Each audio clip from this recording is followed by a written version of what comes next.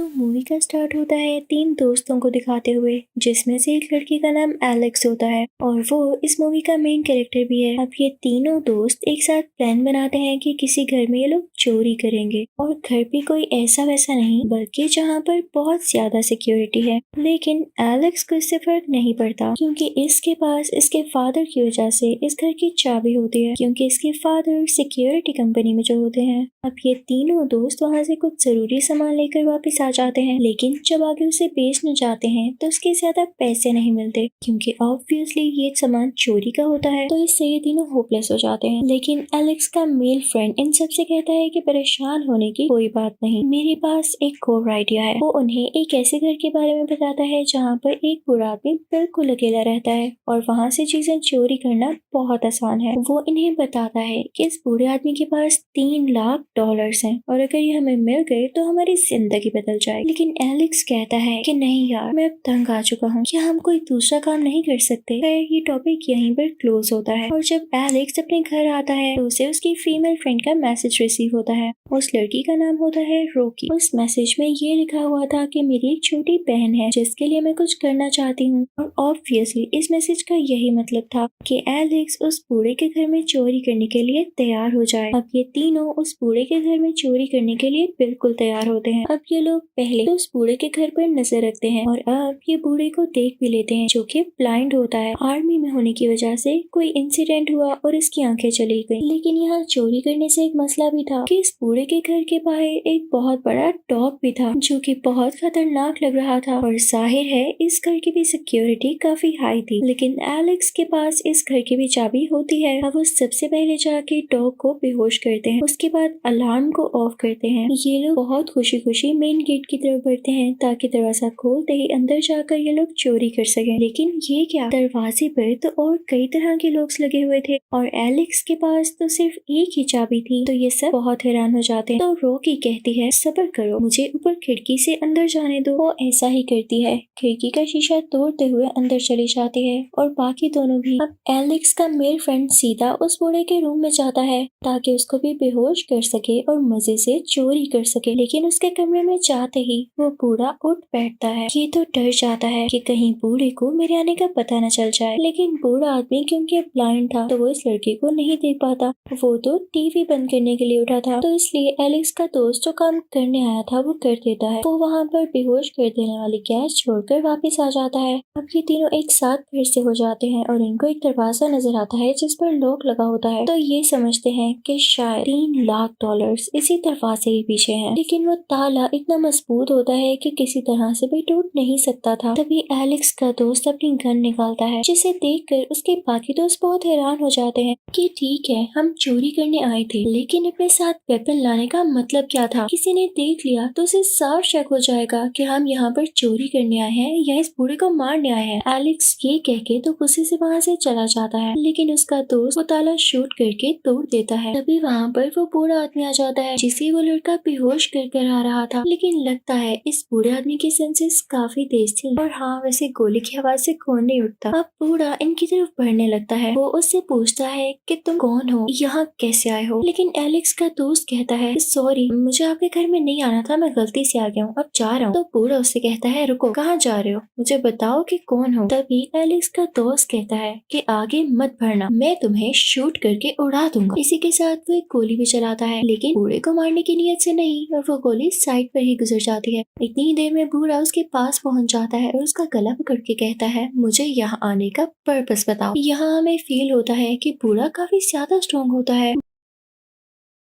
बूढ़ा उस लड़के का गला बहुत जोर से दबा रहा होता है और उससे गुस्से से पूछ रहा होता है कि बताओ तुम्हारे साथी कहाँ है। तो वो लड़का कहता है नहीं, मेरे साथ कोई साथी नहीं, मैं अकेला आया हूँ यहाँ पर, आप मुझे छोड़ दें, मैं कह रहा हूँ ना मैं तुम्हारा नहीं आऊंगा। तो वो बूढ़ा उसे छोड़ देता है। उसे सुकून का सांस आता है, लेकिन बेचारा क्या जानता था कि ये उसका आखिरी सांस होगा। बूढ़ा उसे उसी के गन से शूट करके मार डालता है। रोकी पास ही खड़ी होती है और वो हैरान होने के सिवा कुछ नहीं कर सकती थी, क्योंकि अगर बूढ़े को को पता चल गया कि ये भी यहीं पर है तो फिर रॉकी का भी खात्मा हो जाता। एलेक्स भी गोली की आवाज सुनकर वापस आने लगता है। अंदर आते ही उसका सामना होता है उसी बूढ़े आदमी से, लेकिन वो खुद को साइड पे कर लेता है ताकि उसे पता न चल जाए और फिर वो खुद को छुपा लेता है। तभी उसे उसकी दोस्त का मैसेज रिसीव होता है कि इस बूढ़े आदमी ने हमारे साथी को मार दिया है। एलेक्स काफी परेशान हो जाता है और उससे पूछने लगता है कि तुम कहाँ पर हो। मैं भी इसी घर के अंदर। रॉकी एलेक्स को बताती है कि मैं एक ऐसी जगह पर जो कि छोटी सी और प्राइवेट सी जगह है, और तभी वहाँ पर वो बूढ़ा आदमी आ जाता है। वहीं पर एक लॉकर पड़ा होता है, इसीलिए ये जगह अलग और प्राइवेट सी रखी गई थी और इस लॉकर में जरूर वही पैसे होंगे। वो बूढ़ा उस लॉकर को कोड लगाकर चेक करता है, जिसके बाद उसे तसल्ली हो जाती है और वो वहाँ से चला जाता है। अब जनाब एलेक्स की दोस्त यानी रॉकी ये कोड देख चुकी थी जो कि था 2978 और उतनी देर में एलेक्स भी यहाँ पर पहुँच जाता है। ये लोग उस लॉकर को खोलते हैं तो चेक करते हैं कि इसमें $3 लाख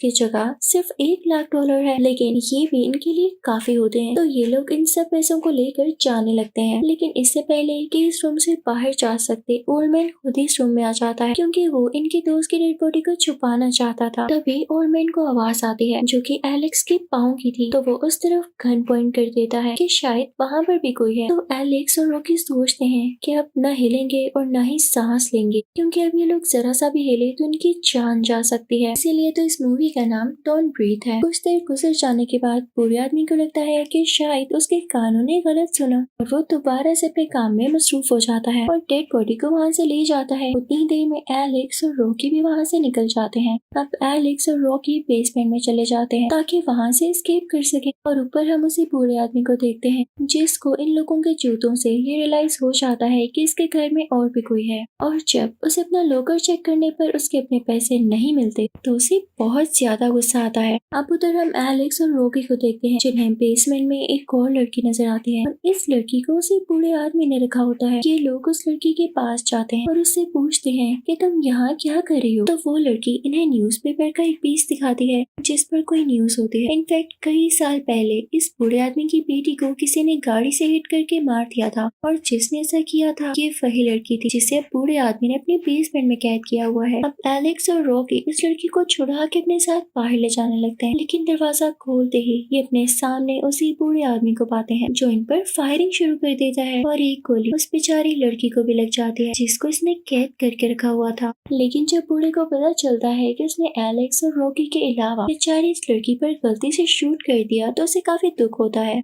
यहाँ दो बातें हो सकती हैं, या तो वो ये सोच रहा होगा कि इस लड़की को इतने साल कैद रखा तो इसकी सजा पूरी हो चुकी थी, या तो ये इस लड़की को और टॉर्चर करके मारना चाहता था। अब खैर एलेक्स और रॉकी यहाँ से निकल जाते हैं तो इनकी ये कोशिश नाकाम कर देता है वही बूढ़ा आदमी। घर की इलेक्ट्रिसिटी ऑफ करके और हर तरफ लाइट ऑफ हो जाती है जिससे इन दोनों को भी कुछ नजर नहीं आता और बूढ़ा आदमी को ढूंढने लगता है।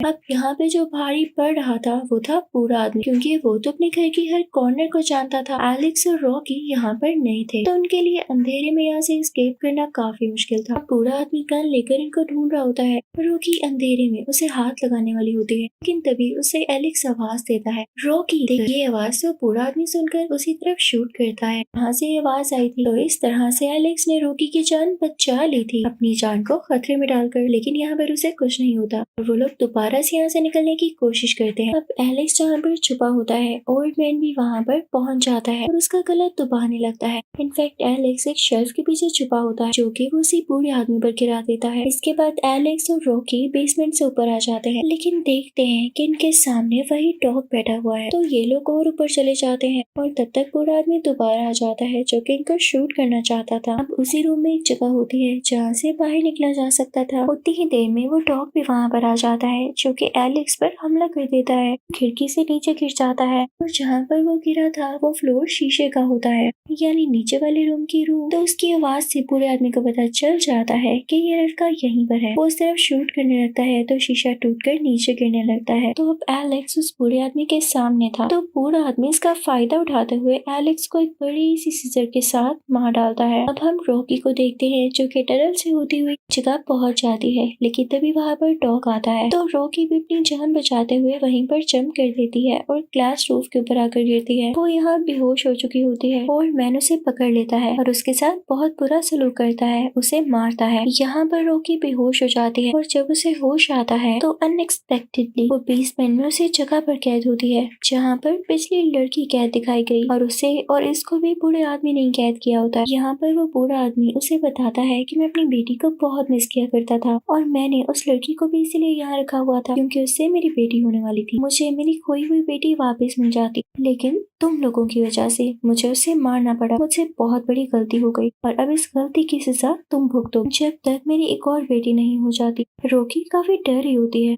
तभी हम देखते हैं कि एलेक्स जिंदा होता है। इनफैक्ट जब बूढ़ा आदमी उसे सीजर से मार रहा था तो एलेक्स ने अपनी बॉडी के ऊपर अपने दोस्त की बॉडी रख दी थी और बूढ़े आदमी को ये लगा कि जैसे उसने बॉडी के अंदर ही सीजर मारी है, वो आकर बूढ़े आदमी पर बड़े से हथौड़े से वार करता है और उसके हाथ बांध देता है। फिर वो रॉकी को अपने साथ लेकर ऊपर आ जाता है ताकि फाइनली यहाँ से दूर जा सके। अब ये लोग यहाँ से निकलने वाले होते हैं कि तभी वो बूढ़ा आदमी भी पीछे आ जाता है और एलेक्स को शूट करके मार डालता है। रॉकी दरवाजा खोलने में कामयाब हो जाती है। बाहर सुबह का टाइम होता है और रॉकी भागते हुए आगे निकल जाती है। उसके साथ चुराए हुए पैसे भी होते हैं, यानी $1,00,000। वो ये सब अपनी बहन के लिए कर रही थी और उसे जल्द घर पहुँचना था, लेकिन उस बूढ़े आदमी का कुत्ता यानी डॉग उसके पीछे लग जाता है। रॉकी उसे गाड़ी में बंद कर देती है। अब वो आगे जाने ही वाली होती है कि तभी वो बूढ़ा आदमी वहाँ पर दोबारा आ जाता है और उसे पकड़कर यानी किडनैप कर अपने साथ ले जाता है। तभी रॉकी को एक आइडिया आता है कि क्यों ना वो घर में लगे हुए सारे अलार्म्स को ऑन कर दे और जब हर जगह से शोर होगा तो इस बूढ़े आदमी को ये नहीं पता चलेगा कि मैं कहाँ पर से गुजर रही हूँ।